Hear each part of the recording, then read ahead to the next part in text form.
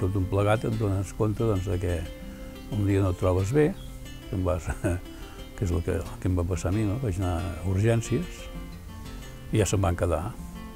Jo sense saber què tenia, ni ells. Van començar a fer proves i al cap d'una setmana, no setmana, 4 dies, després de 4 dies de fer proves, em van dir que tenia un càncer de pàncreas.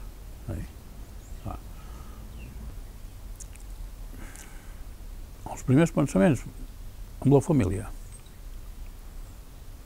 amb l'espòs, amb els fills. Penses que serà una notícia molt dura per ells? Crec i tinc fe que Déu fa totes les coses ben fetes i totes són per bé, perquè a vegades una malaltia d'aquestes pot portar a que s'acosti gent que estava lluny, que tinguis unes amistats que s'estaven refredant que es tornin a reactivar, no? I sense fe no sé com es pot viure, perquè és un recolzament, és un apoyo, és la base, diguéssim, de la vida del cristià, no?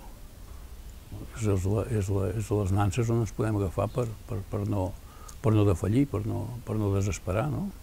Positiu, doncs molt tot. Potser una mica de canvi potser en la meva actitud, de ser més comprensiu amb els altres, cosa que em costa. Si el temps ens el donen, com a mi ara m'han donat aquest afegit de temps, que no sé quan durarà, doncs que jo l'haig de dedicar als altres, no. Dedicar-lo a mi mateix, per què?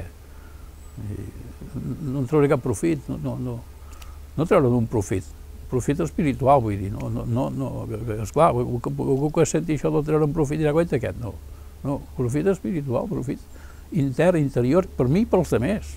Vull dir, no sé, no ho sé explicar potser. Quan ofereixes un mal trago has de pensar que Cristo va passar molt malament en la seva passió, a partir de la nit a l'hora de les oliveres, a l'hora de Getsemaní, des de llavors ho va passar molt malament. No és que s'ho vagi passar bé tampoc abans, però bueno, és una vida normal, no? Però que quan ho passes malament has de recordar d'això, no has de... si no fos, si no hagués sigut. No. Estàs en aquest moment, has de viure-ho, ho has d'acceptar i ho has d'oferir. I a més amb alegria, vull dir que no tristor res. Per què? I ara el que jo m'he donat compte és que potser sí que aquest temps ja és de... La vida és un do de Déu també, no? Però és un regalo. Però és que ara estic en el segon regalo, ja em sembla. I ara ho haig de saber aprofitar. I el que haig de fer és... A la missa es diu que és el nostre deure, és la nostra salvació, donar-te gràcies sempre i en tot lloc. I això és el que haig de fer jo ara, donar gràcies contínuament. Ja està.